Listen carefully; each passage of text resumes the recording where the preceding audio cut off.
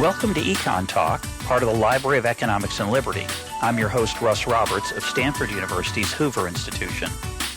Our website is econtalk.org, where you can subscribe, comment on this podcast, and find links and other information related to today's conversation. You'll also find our archives where you can listen to every episode we've ever done going back to 2006. Our email address is mail@econtalk.org. We'd love to hear from you. Today is April 27th, 2015, and my guest is Michael O'Hare, professor of public policy at the Goldman School of Public Policy, University of California at Berkeley. Our topic today comes from a recent essay he has written, Museums Can Change, Will They? Published in Democracy, a Journal of Ideas, and we'll put a link up to that article. Michael, welcome to EconTalk. Hi, Russ. Nice to be here. Well, early in your essay, you talk about approaching an art museum and the somewhat surreal atmosphere, the way the art's displayed, the way we interact with it. There might be an audio guide to help you along the way. At the end, there's an upscale cafe, a gift shop. What's wrong with this? Is pretty great. What's wrong with that experience as it's currently culturally structured? Well, of course, it is pretty great, and as I'm going to say some great things about the way museums are managed now. And remember that we're talking about art museums. There's lots to learn about how to run museums well from science and history museums. So the first thing I want to say is that everybody should go to your local art museum and look at stuff and take your time, because they're full of great stuff. And you know, it's our visual cultural patrimony, aside from architecture. That said, so here's some things that seem to me aren't what they should be. One is the striking fact that when we go and study behavior of visitors in museums, the average attention time to a painting is between 6 and 10 seconds. And that can't be right. My mother was a sculptor, and she didn't expect people to spend 6 seconds looking at her work and then move on to the next one. But a variety of things about the way museums are run and set up tend to encourage this flitting past great stuff to see if there's something even better. One of those is the admission price. When I was growing up, almost all museums were free. That they weren't free in the sense that they didn't cost anything to provide, but the admission charge was $0. And you could go in and out for an hour or two, which is an appropriate time to attend to demanding art. But if you spend $20 or $25, I think the MoMA is now up to $25 in New York. You kind of feel like you have to spend the day to get your money's worth. And by halfway through that day, you're pretty much museumed out, and you're just plodding along. There's a kind of an odd, deracinated feeling that you get wandering in these galleries that don't have windows, and you don't know which way north is, and it's just room after room. Well, I liked your analogy to a Las Vegas casino. Yeah, it's kind of like a casino where they deliberately have no clocks and no way to see out. Well, it's missing the food and the drinks, but they're at the end. They are at the end. Well, there's food and drinks. There's a cafe. Yeah. When I teach a class in arts and cultural policy at Cal, and one of the things we do is a museum field trip, where we go to look at the museum as the institution that's presenting art to us, as opposed to looking at the art. Although, of course, I can't stop them from looking at the art. And one reaction, and we're talking about college students now at a top-level university, a lot of the students volunteer the feeling that they just didn't feel like they belonged, kind of imposter syndrome that I remember most from when I taught at Harvard, and everybody had it. And it seems to me there's a lot that museums could do if they were more imaginative and had a better idea of what the visitor experience is really like to undo that. Well, I think you hit on it very directly in the essay. When you described it as the art museum as something of a temple, I think we go there to worship and admire, and as you say, you want to genuflect in front of as many icons as you can. So I'm definitely in that 6-second group until I get to something that I'm told by somebody else is, quote, worth seeing, right? I zip along, I glance at I'm an ignoramus, by the way, as will be revealed. But I try to like art. Since I was deprived of it as a child. My parents are not art lovers. They love poetry and music, and I have a wonderful heritage from them. But art was something to be ignored as inexplicable and inaccessible. And as an adult, I've tried to get into art, and the museum doesn't help. And I think that's a tremendous insight. There is, as you say, the occasional audio guide. They are remarkably unhelpful. When there's a special exhibit, when there's a whole bunch of people in the museum who've never been there before, who've come to see the Monet or the Egyptians or whatever it is, the level of nonsense and inaccessible academic discourse on those audio guides is remarkable. It's Wait tremendous. a minute. You're not authorized to judge that as nonsense. That's right. I'm just an amateur. How dare I? But it doesn't. But I think that's actually one big problem with the museum experience is a kind of a worship. Well, the problem is that museum people, curators, and directors are afraid of their collections in a way that science museum people are not. And so the result is that everything is presented as though it's absolutely wonderful. And it's not often very clear because a lot of the discourse on the audio guides and on the labels and tags is written in a kind of art historical, the language that art experts use to speak to each other about art. And I had a graduate student many years ago who was a nurse, and she took my course in public management. At the end of the course, we were chatting about it, and she said she liked the course and there was lots of interesting stuff, but it did seem to be again and again about one big idea that they had been taught in nursing school, and the big idea was start where the patient is. And that's where I think the presentation and education side of art museums typically fails. Now, I have to say their museums are getting a lot better since I first worked in a museum, which was decades ago at the Museum of Fine Arts in Boston, which was really, at that time, really unfriendly to visitors. I could pass on an anecdote. I don't remember if I put it in that essay, but I did a visitor survey. The first visitor survey to my knowledge that got the same people coming and going. And I was able to ask, what do you expect to see when you're here? And then when they left, I could ask, what did you see? And I could correlate this visitor by visitor with a code number. And I was struck by the fact that lots of people couldn't find what they came to see. Because the MFA is a pretty big museum, and it's now bigger. They've added a fair amount of exhibition space. And the other thing they complained about was that there was no place to sit. And you're walking around, actually, probably miles, when a day-long visit to a big museum, it's a hike. And I made a map, I was very proud of this, and made a map of the museum with all the galleries that had comfortable seating, which I defined to be anything with some upholstery, bright green, and any seating, which could be a bench, light green, and no seating, pink, and chairs on display, and no seating, bright red. So I brought this to a staff meeting, and all of the decorative arts galleries where all the furniture was on display was bright red. And that was a quarter mile around a loop in that museum. And some little old lady starts in at one end of that and keeps passing by chairs with ropes on them and can't sit down until she can get out the other end. And I thought we should fix this. Yeah. Well, in a lot of galleries I've noticed, and again, for an ignoramus, I spend a decent amount of time in art museums, but there are occasionally benches in the middle, and they are often occupied by serious-looking folk who are staring intently at the paintings that are across from them. And there's room for about 6 people. There's about 70 people in the room. Yes. And there's 6 of them sitting down comfortably, being contemplative. The rest of us are thinking, maybe they'll get up or, Well, this is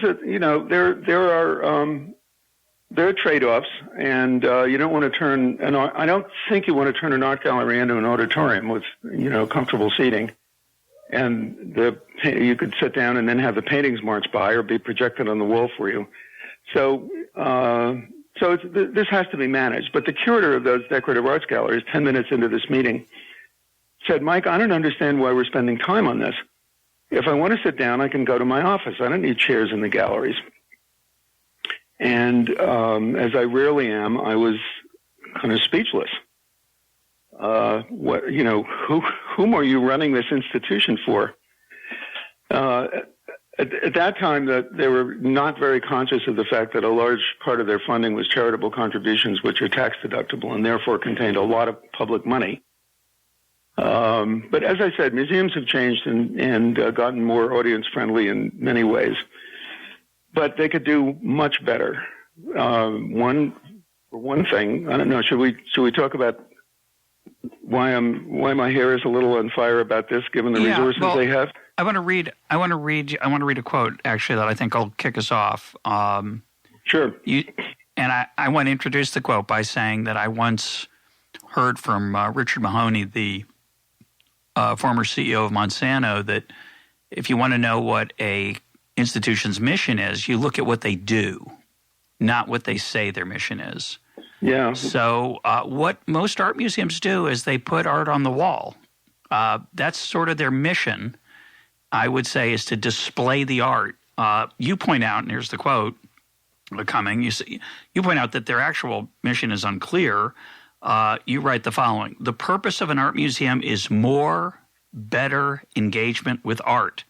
Anything a museum does that can't be connected back to this goal is peripheral and incidental, which raises the question, what is more and better in the phrase more and better engagement with art? And so why don't you talk about that? Sure. Well, let me go back a little bit and talk about the mission and the apparent mission. What museums mostly do is to possess art. Any major art museum displays less than 5% of the art it owns at any given time, and will never display more than about 8%. Which is shocking.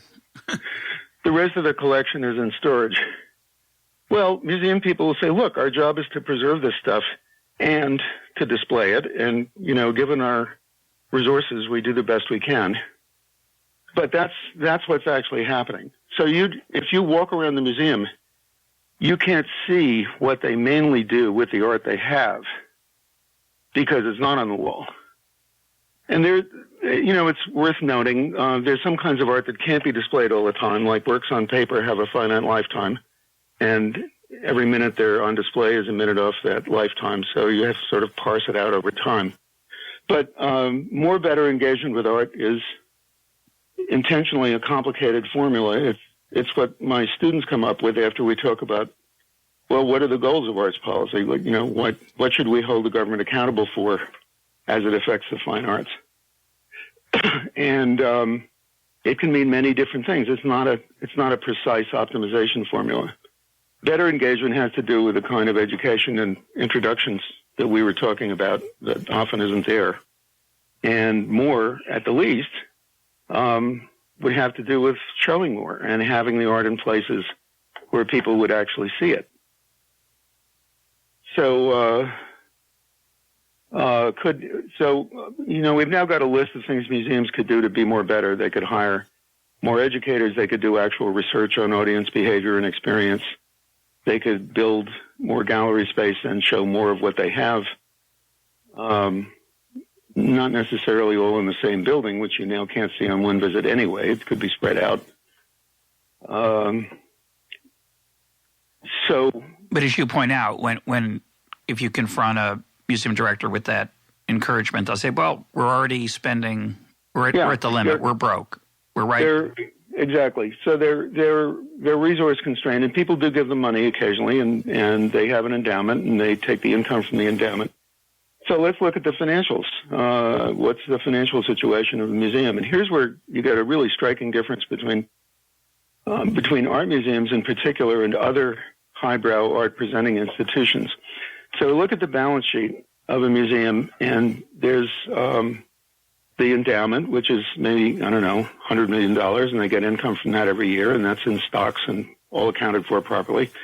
And there's the building, and it's not clear what a used museum building is worth, but accountants have ways of valuing unique things. And there's the furniture and equipment, and then there's the tractor to mow the lawn, and that's the end of it. And people may have noticed, where's the collection? Yeah, I never thought about it, never looked at a balance sheet of an art museum. That's rather remarkable. I don't know of any art museum, and I'm happy if, when the article's been out offending museum people for a few weeks now. Nobody sent me a balance sheet and said, hey, here's ours. But what's important about this is that the numbers are absolutely breathtaking. And I was able, starting from two museums that have, in fact, valued their collections. One is our Berkeley Art Museum on the campus here at Cal, which assessed its collection for insurance purposes once, not too long ago. And the then director was careless enough to tell me what he came up with. And that was, at that time, it was $750 million, which is 20%, as I recall, is 20% of the total endowment of the University of California at Berkeley. And the other one is the Detroit Museum, which in the city's bankruptcy, because of the accident that the museum is a city agency, in the bankruptcy of Detroit, they had to go and say, well, what have we got here? And of course, there was a lot of noise in the art world. You what? You think this is an asset of the city?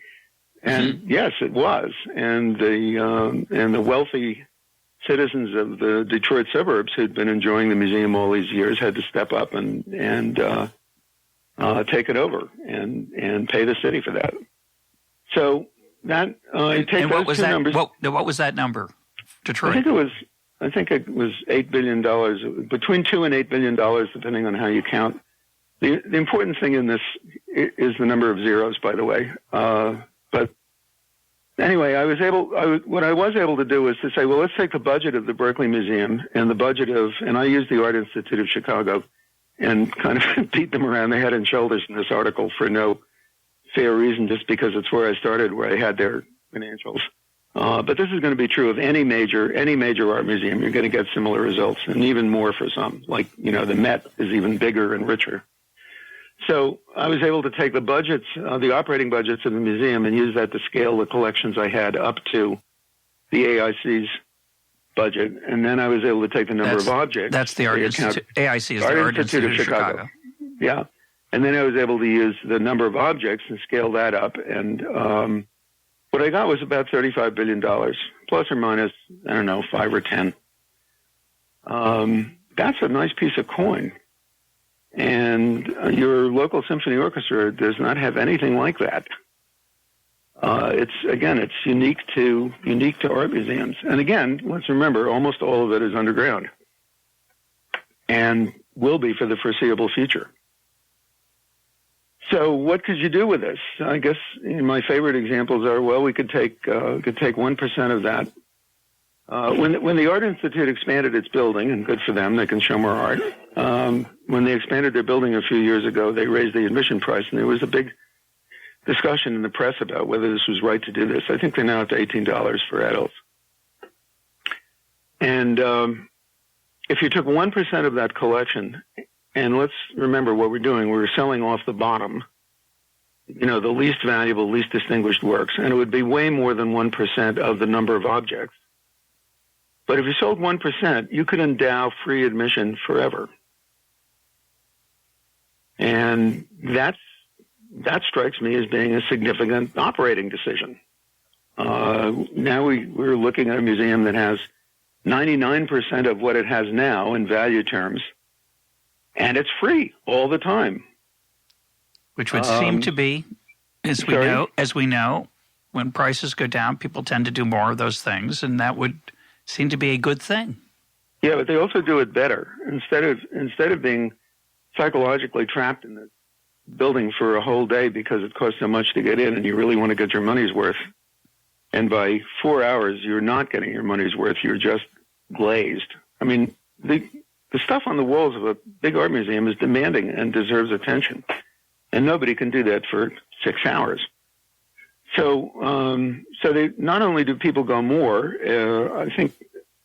I think attendance at the British National Museums, when they took the admissions price off and went to zero, which is the right price for many reasons we might get to later, the attendance went up by a third, maybe more.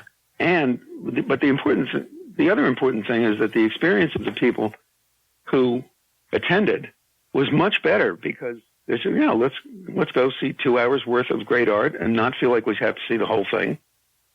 Or half an hour. And or half come back an hour. tomorrow. Or half an hour, go exactly. Sit in front it's of lunchtime. One great go see my painting. favorite painting. Yeah. Right, which is when I'm in Washington and I have half an hour, and I'm in the neighborhood, I'll go to the National Gallery and visit the Vermeers and then go look for something else I haven't seen for a long time or haven't ever seen. And then I'll go about my business. And that's a much higher quality art experience.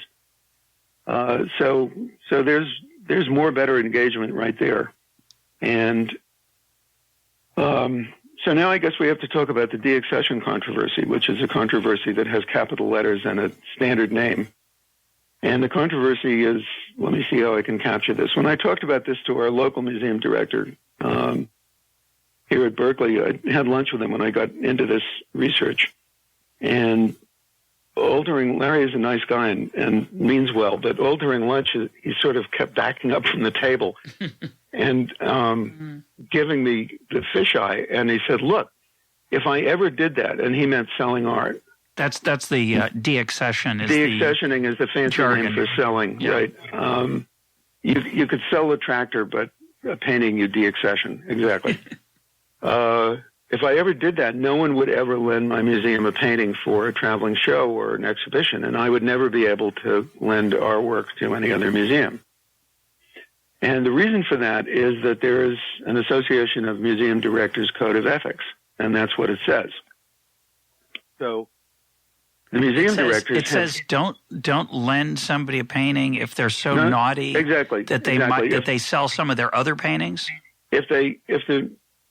Any museum, I'm paraphrasing, but basically it says any museum that sells art for any purpose other than to buy more art. So it's okay if you have 3 paintings by painter A and none by painter B, and you'd like painter B and you sell an A painting and buy a B painting.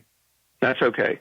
But if you ever sell out of the collection for any purpose other than more collecting, then other museum directors are forbidden by this code of ethics to interact with you in any professional way. I think you're not even allowed to have coffee at a conference with them. It's just outer darkness. And a code of ethics sounds kind of like the Ten Commandments. It's a moral guide. Yeah. Well, it was written by the museum directors, and it's not at all. And I mentioned in the article that once upon a time lawyers were forbidden by the code of ethics strictly to advertise. That was totally bad behavior for lawyers. And now they're not. There was a court decision that said you can't do that. And lo and behold, we still have lawyers, we still have law, people can, still sue each other. The Republic endures. It turned out it wasn't such a fundamental thing. Television's a little tedious with these lawyer ads, but that's as bad as it's been. So that's the situation is that, as I said, that the professionals in charge of art museums have arranged for themselves that they never have to ask these questions. And then when you go back to the accountants, the last time this issue of putting the collection in your balance sheet, I should say that's the major reform that I'm angling for. I think there are lots of creative and imaginative people in museums who would like to do interesting things with the collection, like label them in a way even I could understand, and give us the right to think, hey, this is a bunch of jive. This is, they're putting this on the wall, and it's okay for me to think that it's a crock. And that whole spirit is discouraged. So there's a variety of things that they could do. And what I think my significant contribution here, if there's anyone, is to say, look, they have the resources to do this. And the accountants say, well, if you're never going to use this asset as a financial resource and you're not going to borrow money against it and you're never going to sell it, then it doesn't have to be reported. And I think that's wrong. And I think when you report it and you get numbers like these billions of dollars collections, then people are going to start asking questions and say, this is really a lot of money in art that you don't show. Have you put your assets, have you allocated your assets properly between the endowment, which throws off money to do things with, and the art, most of which you don't show or do anything with? I mean, the stuff in the vaults not only is not going to be shown, it's not going to be written up in art journals. There's just too much. Thousands, tens of thousands of objects. So I'm thinking that, if we put the facts out there, then there would start to be some conversation. And I guess, people who are listening to this, here's my short-term advice. Never give a penny to any major art museum that you might be thinking of making. And I love art museums, and I believe in giving to arts institutions. But don't give any major arts institution a penny until they fix their accounting and report their collections and their balance sheet. And then let's have a conversation about it. But as you point out, I think when most people are thinking about this, they think, well, if they sold off some of their collection, say, that isn't being displayed right now, it would be bought by other art museums. So it's really not, is it such a big deal? Where would they put it? And, of course, the answer is that there are a lot of museums right now that are small and would love to have some of the, quote, leftovers, the scraps from the great art museums. And they're in places that are thirsty for art, and you have a table in your paper, a rather remarkable table of the distribution of Monet paintings in the United States. There's 2 in Florida, and there's a bunch in Illinois, and a lot of them aren't on display. Right. So my friend Gene Smolinski, an economist who's written about arts, economics of art, asked me early on in this project. He said, well, it seems to me the question in this paper is, if we could redistribute all the art in the world to an optimal allocation, would it wind up where it is now? And that's a rhetorical question, because the answer obviously is no, it wouldn't. A lot of this stuff would wind up in places where people could actually look at it and would love it, because, that's our Monet here in Rapid City or something. So, if we sold this, it doesn't all go to other museums. It could go to a new museum that hasn't, but it could go to a new museum that hasn't started, that doesn't exist right now. You could start a new museum, a great museum, for example. But it also might go to private collectors. It depends on the rules of whom you sell it to, and we could think about those. But a private collector is probably going to put it on the wall, and at least his friends and dinner guests will see it. And the important thing is now nobody is seeing it. So that looks to me like a plus. Any way you slice it. Again, if you accept my proposition that the object of the museum enterprise is for people to be engaging with art rather than for museums to be possessing art, then I think all of these questions come to the surface, and that they're real possibilities once we understand how much enormous wealth has been accumulated and isn't being put to use. So as an outsider, first of all, it's surprising. I would never have guessed the ratios that it's so much is not displayed. And I guess my second thought would have been, okay, well, they just sort of rotate it every few years. They display the stuff that isn't on display now. It just might take a few years. But you're suggesting it's never displayed. No, most of it,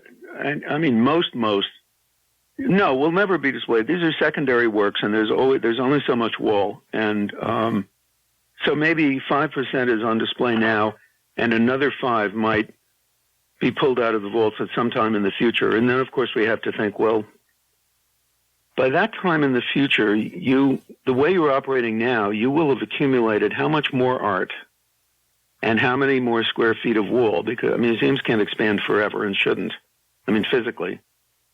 So now this stuff in the basement that you're not showing now is going to be competing with even more good stuff to get wall space. And I think that, when does that time come? The answer is never, or a tremendous fraction of this. But again, I'm happy to have this be a more public debate. And here I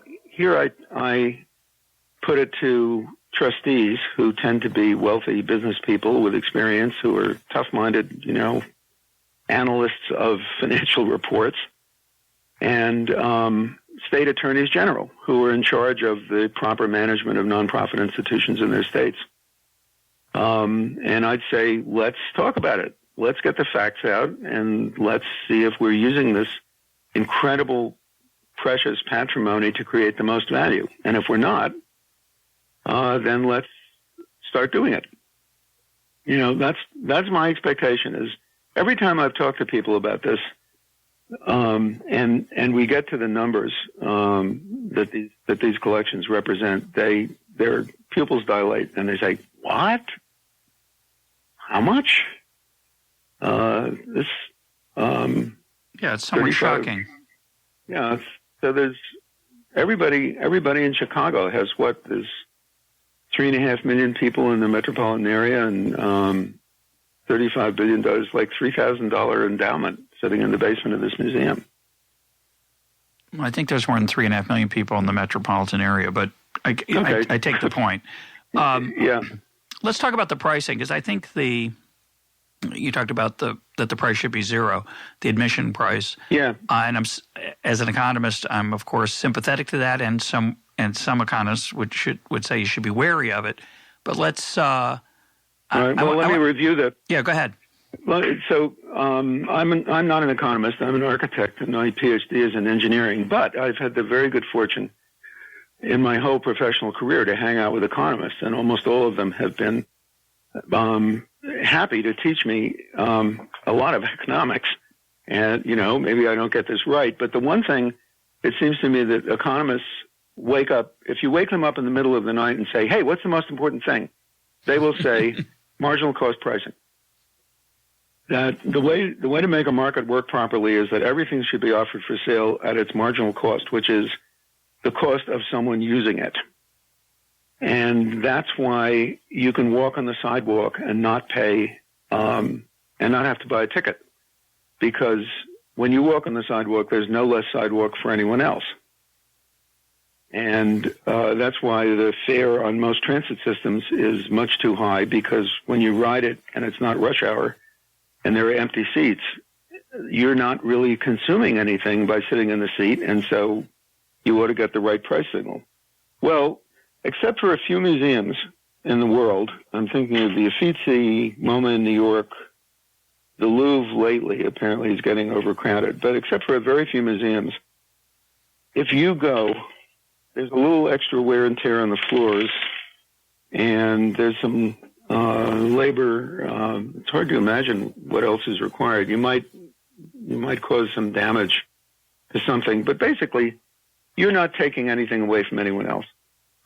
You can look at your painting, somebody else looks at their painting, and the short economic analysis, well, the marginal cost of an additional museum visit in a museum that's not congested now is zero.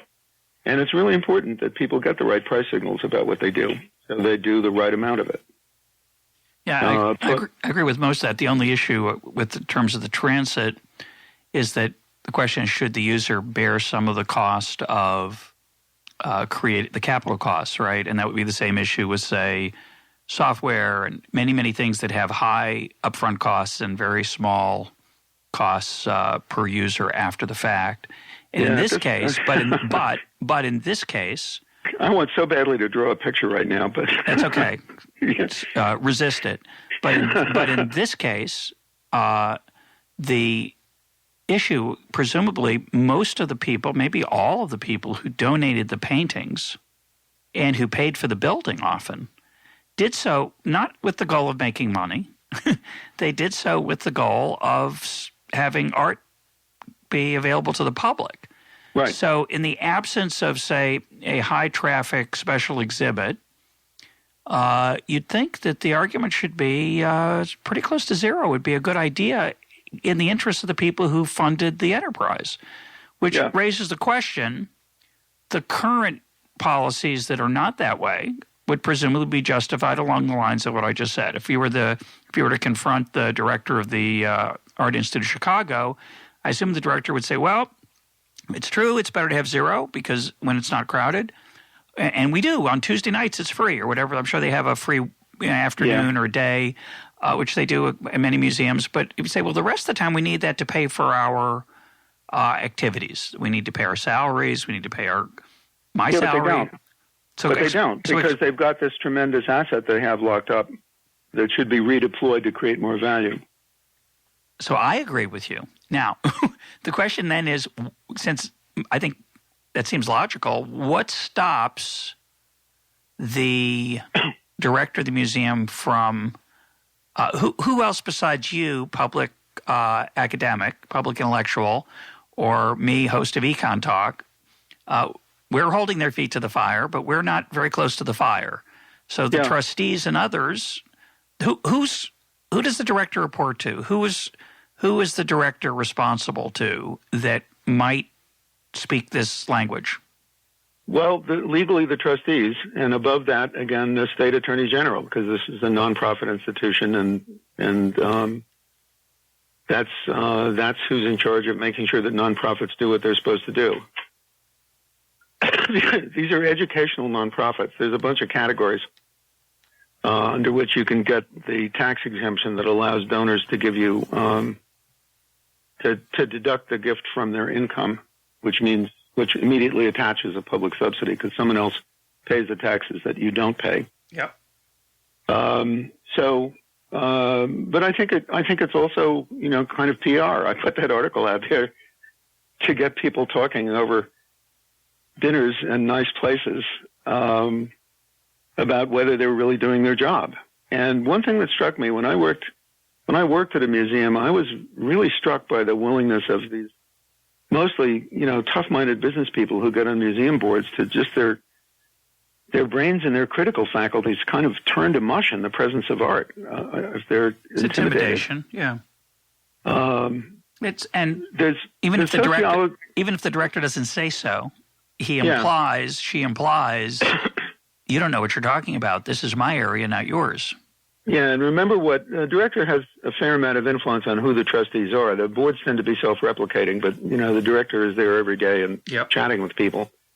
A former director of the Met is famous for saying, Thomas Hoving, he said, I think it was Thomas Hoving, who said, well, the most important qualification to be a trustee is the ability to write a check for $3 million.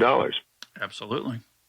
And I think if we had more trustees who were artists, and if members of a museum could elect a trustee, this is another bizarre thing about museums. They have this thing called membership. Yeah, I love that observation. It's so good. And so everything I'm a member of, like the faculty of the University of California and the Democratic Party of California and my Neighborhood Improvement Association, I get to vote on governance. That's sort of what it means to be a member. And art institutions generally, membership is a quantity discount for admission and invitation to events and parties. But there's no relation to governance in any museum I'm aware of, and that would help. Let's select a couple of trustees and get the visitors' views in those boardrooms where they're making operating decisions.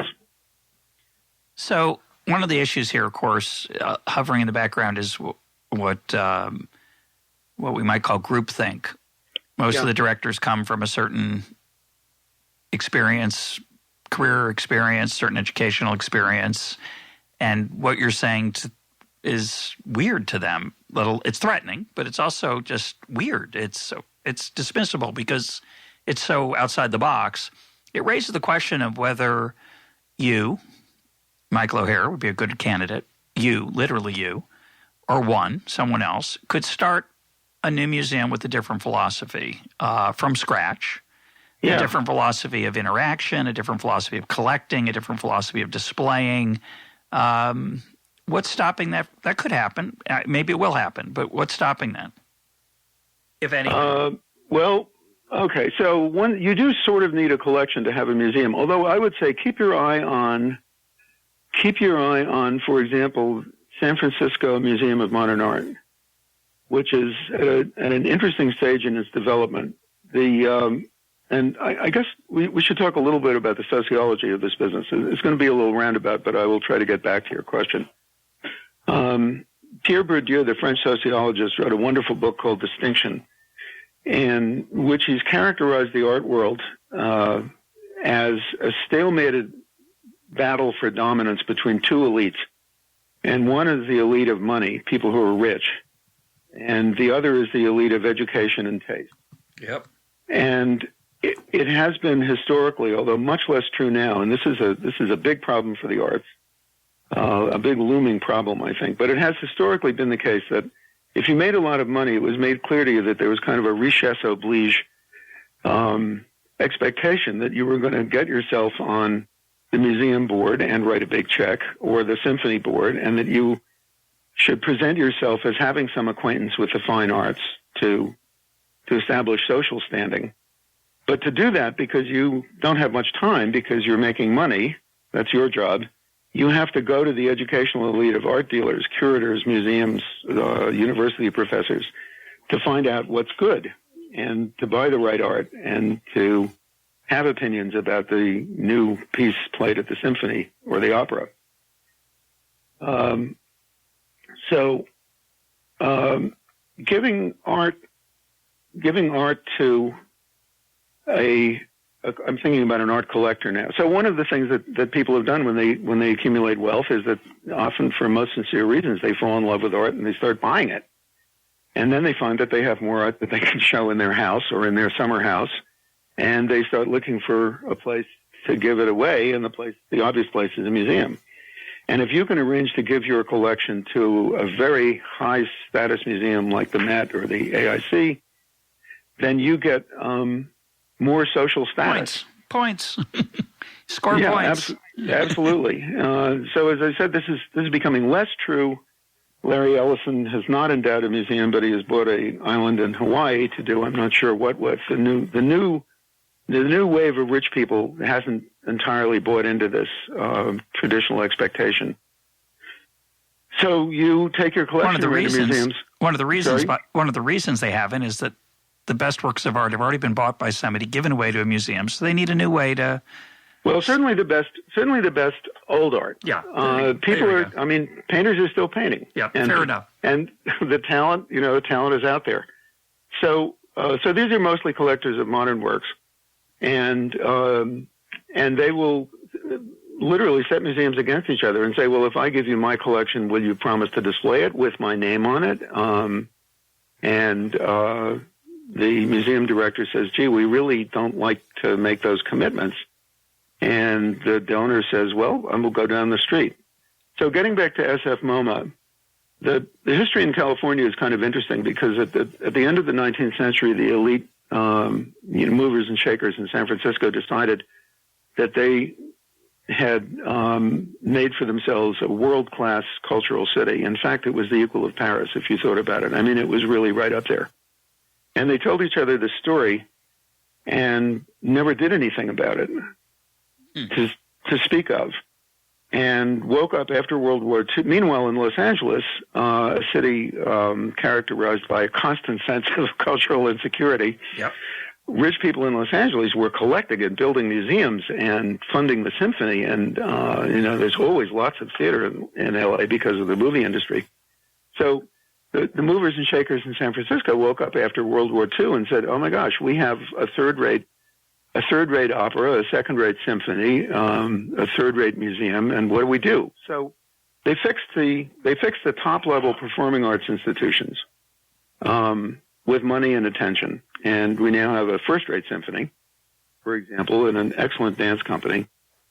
But it was too late. Great opera. It was too late to fix the museum because all of the stuff was taken. Classic stuff, had been collected and put in other museums.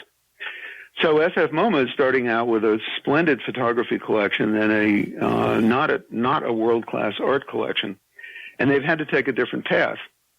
And the next thing that happened was that they were given this very large collection and money to build to double the size of their building, and they had to close for 2 years. So now everything at SF MoMA has been kind of thrown up in the air while they were operating out of garages and temporary quarters here and there.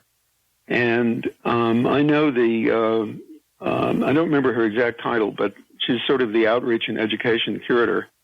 And she is full of interesting, creative ideas about how a museum that isn't trapped by having this, a world-class, intimidating collection can make itself a real community resource.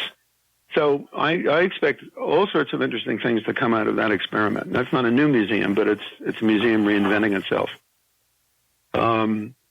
Other than that, your idea, okay, start a new museum, well, it's really expensive. You build a building and you have to start collecting, and you're going to have to start collecting in niches that haven't been already mined.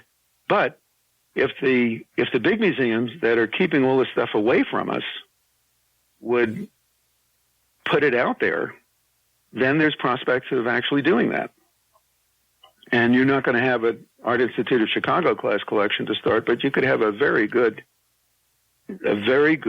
art experience for people in small towns and small cities that have no prayer of having that happen now. And of course, one of the reasons that there's not more pressure on those museums, well, this isn't quite true, but what I was going to say is if you want to see if you're in a state that doesn't have a Monet and you want to see a Monet, you got to go to it. But that doesn't help explain why they keep the ones in the basement. Right. That's just a waste. And it's not just Monets. I mean, if you sort of go one level down the famous scale, or two levels down, they're keeping 6 and 7 in the basement. The Berkeley Art Museum is famous for having I don't remember the exact numbers, but a lot of Hans Hofmanns. Maybe half of the Hans Hofmanns in the world. The artist collection when he died, I think, went to our museum. Well, that's totally inappropriate. There's no reason, and we don't show, but, one or two. There's no reason at all why a small museum, especially an educational museum, should be so overloaded with the work of one artist and not that important an artist. And they could have a much better educational, much more varied collection if they weren't afraid to clean out 3/4 of those and buy a bunch of different stuff. So let me turn us to a slightly a different question, which is how one might experience an art museum in this in a better world. And I'm going to give you a couple ideas, and then I want to hear your ideas. So right now, I'm often guilty of the 6-second thing. I did learn from my colleague and EconTalk guest Tyler Cowan that when you enter a gallery, it's a good idea to pick one piece that you'd like to take home and try to understand why, if you could take it home, why that would be your choice. Yeah. The other thing I would think about is I should point out, by the way, that trying to understand why you'd like to take it home takes 10 minutes, not 10 seconds. Right. Or maybe even an hour. Well, the first time it might take 10 seconds. I say, well, I like the look of that, and I'm done. But I picked that one. But, yeah, it would be thinking about it seems like a useful thing. But the other thought I had is, which I think is the strangest thing, and you allude to it indirectly, I think, in the article, is if I go into an art museum, I want to see the famous things. Like you said, I want to go and at the National Gallery, I want to see the 12 things that they tell you to see. And I walk by the 3,000 things that aren't told to me as important. They don't get 6 seconds, by the way. They get 2 seconds, or I don't even go in the room. And it strikes me that, if we treated music, think about music. It's like, okay, we're going to listen to Beethoven's Ninth because everybody agrees it's one of the greatest pieces of all time. But there's other music, and you could like it more than Beethoven's Ninth because of your personal taste. But in art, you feel really guilty. You feel like, well, I like that more than the famous one. And yet you feel like, well, as you said, I'm not worthy of making that judgment. But of course you are. Yeah, well, you are and you aren't. I think I have a lot of respect for my taste in art has changed a lot. Having, for example, when I worked at the MFA, every now and then the curators would take me around their galleries and talk about their stuff. Usually they were trying to find a way that they could either get more gallery space or get the air conditioning installed sooner or something. But they just can't stop talking about their stuff, and they know so much, and it's so interesting. And that's, I said, holy cow, there's got to be some way to make this kind of experience more, make walking around in front of paintings something more like having a really educated guide. I do not disrespect connoisseurship and expertise in art. I've learned a lot from books and from people who really know stuff, and it's changed my taste. And also I've learned, and I think many people have learned, that whether you like something is kind of the least interesting. So what's the conversation most likely to run aground within 30 seconds? It's the intermission conversation after a concert, and somebody says, "Wow, did you like the Schubert?" And then the other person says, "Well, I like the Brahms better." Well, it's over. Okay, right. Nobody's really learned anything. Right. So, I didn't mean to suggest that you could just say, well, I like the green of that painting, therefore I'm right, or whatever. I understand that there's learning to be done, and it's a process. Presumably what you liked when you first started going to museums is not the same. As you said, you've learned. And there's also, art links to other things that people are already interested in a variety of different ways. And one thing I tax museums for is that they take advantage of this so little. All the art supplies in the museum store are in the children's section in every museum I'm familiar with. It's weird. Now, what's the message? Yeah. What's the message here? I've never seen, it's not just museums. I've never seen a score or sheet music for sale at the intermission shop of the symphony. I've never seen stage makeup and scripts for sale at the intermission shop of the theater. Well, there's a strong lesson here that real art is done for you by experts, and you passively consume it. And I think if people got their hands dirty, and if you went to the museum and saw somebody making art, much of which has interesting technical aspects, and they're like shade tree mechanics and basement woodworkers who like to make stuff and would be interested in how to, what's an engraving? How does that turn into a piece of paper? Well, we could see that, even if only in videos, but the art has been, extracted from the process. Second thing we don't learn about, for example, is the whole socioeconomic structure of how art gets made, sold, traded, and exchanged. You go to a museum, you just have no idea that this is a large business with auctions and dealers. What they ask an art dealer. Interested? Here's some art dealers. When you go to a sale gallery, what should you do? And again, visitor to a museum gets none of this, and that's too bad, because it could enrich the experience in many ways. When after my wife and I had been married for a few years, we both decided to teach ourselves how to draw. Good for you. I was a C student in art until about 6th grade or 7th, when we, of course, stopped taking it. And I, quote, knew, quote, I couldn't draw. And my wife similarly had mediocre drawing ability. So that was something, it would be like saying to us, well, you can't play tennis because you're not good at it. But, of course, most things, if you practice them, you get better. And so we picked up a copy of the book Drawing on the Right Side of the Brain, which is a phenomenal book. And we started at night taking a little time and learning how to draw. My wife became a painter, and she's also a math teacher. So cool. She's also a math teacher, but she paints. And I ended up, although I taught myself how to draw, and by that I think it's important to describe what that means. If you said to me, draw a horse, I can't do it. If you gave me a picture of a horse or showed me a horse, I could actually learn to draw it. I could even draw my own likeness or the likeness of a friend so that it actually could be recognized as that person. And, quote, I have no talent in the sense that I can't just draw from scratch. And people who are gifted, of course, can do that and do all kinds of wonderful things beyond what I could do. But that got me interested in photography. And what art, photography, drawing, painting, sculpture, what it does is it teaches you how to see, and it changes the way you look at the world. So why don't we close with your first paragraph of your essay, where you say that art policy might be the most important policy facing the United States. I'm not sure I agree with you, but I love the point you're trying to make there. Yeah, well, it's kind of it's a semi-joke that I tell my students when I'm recruiting them to take the arts policy class. Most people agree that health policy is really important. And I would respond by saying, well, if life isn't worth living, why would you want to make it longer? Can't agree more. Yep. Sorry? I couldn't agree more. You're right. The next part doesn't necessarily follow, but it suggests that it's not unimportant. Well, you have to recognize that policy, and also let's recognize that in the United States we have this unique situation where arts policy is not merely a matter of government.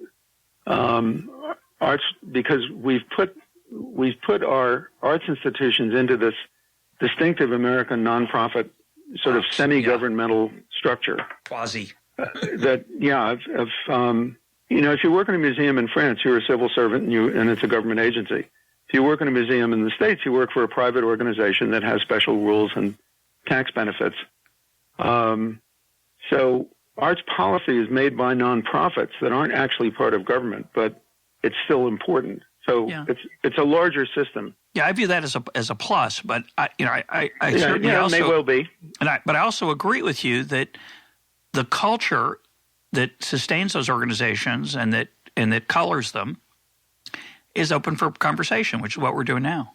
Yeah, well, good, and I think the more the better. I don't know if I guess if I get a tagline, it's how would we think about museums if we recognize that what they mainly do, which is to collect art and have it, isn't what society has charged them with. What society has charged them with is to maximize the quality and amount of engagement with rewarding art. And if you take that standard, I think there's a lot of low-hanging fruit and opportunities to create all kinds of value. That and I think it would also be more fun to run a museum that had that richer purpose. Yeah, and again, part of that is the culture that currently exists around being a director. And I've known some people in that world, and it has its own accoutrements and honors and sources of pride, and it would be great maybe if they were a little bit different. And that's not easy to change, obviously. That's an emergent bottom-up phenomenon that comes from centuries of all kinds of things we can't fully understand. But I think an innovator – I don't want to miss this chance. I wanted to mention an innovation I want to encourage somehow. We talked about the audio guides. So if you go to a fancy traveling exhibit, there's always an audio guide. And again, I'm always as an educator, I always marvel at their opacity at times, and not just opacity. It's not just I'm not technically trained. The words sentences don't always make sense, and it's not because I don't know the vocabulary. There's a certain grandeur there that is a little too grand. But there's a new thing I've noticed because of smartphones. I was in the National Gallery maybe 6-7 weeks ago with my wife, and while I was there, I downloaded the app for the National Gallery, which let me point my smartphone at certain pieces on the wall, not part of the traveling exhibit, but part of the permanent collection, and learn about them. And I was underwhelmed. I learned a few things that were useful, but I was underwhelmed. By the content? By the content. I love the idea of it. I love the creativity of it. But it strikes me there's an enormous entrepreneurial opportunity there for a, quote, amateur, meaning a non-employee, to create their own tour. Their own idiosyncratic. I mean, maybe it's Tyler Cowen, maybe it's somebody else, maybe it's you. I mean, or ideally, it's the director who doesn't farm it out to the so-called expert, but gives you that behind-the-scenes, passionate. Here's what I love about my collection, and it could be that that's one of 4 or 15 that you get to choose from. So I think technology gives us some hope for some creativity there. I agree, and I think the Google Museum program, which is it's like Google Street. I forget now what it's called, but it's like Google Streets, and what it allows you to do is walk around. I think a couple of hundred museums, and you just walk down the wall, and the paintings go by, and many of them are. If you click on them, they're available in very high resolution, and you don't have to leave your house. Well, that's not always good. It's sometimes good to get out, but you can go to museums halfway around the world. And I agree with you that we're just beginning to learn how to use these technological opportunities, and the idea that the idea that phone barcode image recognition guide doesn't have to be from the museum you're in. It could be my friend, the art history professor. Right. Who's engaging and funny and who's in the business, right, of educating. And you could just go online and download it and take it with you to the museum and get another perspective. Yeah, I think that's that's a great idea. Yeah, I think it's coming. And we can afford to buy all of this stuff at almost no cost. Correct. Somebody has to put in that time maybe for the glory. They could sell it for $1.99 or $5.99. The museums could fund this if they just clean up their basements. So, last question: you've talked about how a director might push his chair away from the table when you talk, even subconsciously, or that this is somewhat threatening to their culture, at least, if not their livelihood and job. Has anybody reacted enthusiastically, besides me, to your article, who's got some power?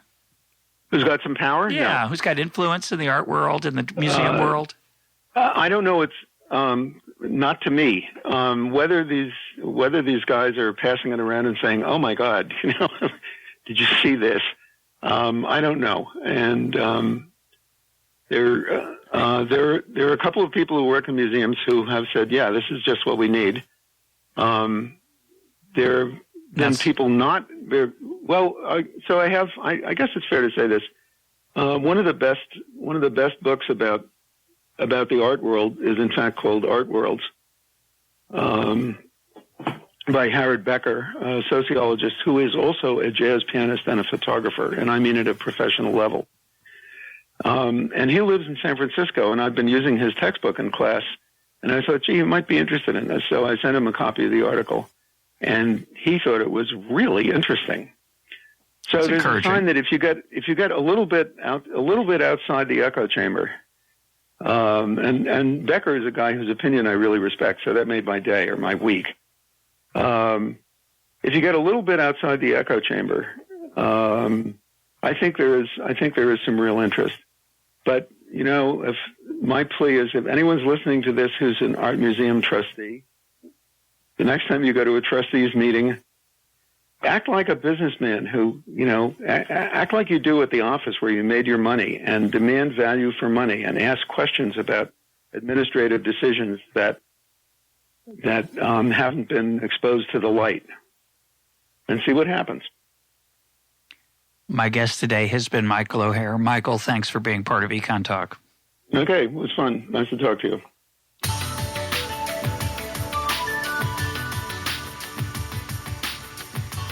This is EconTalk, part of the Library of Economics and Liberty. For more EconTalk, go to econtalk.org, where you can also comment on today's podcast and find links and readings related to today's conversation. The sound engineer for EconTalk is Rich Goyette. I'm your host, Russ Roberts. Thanks for listening. Talk to you on Monday.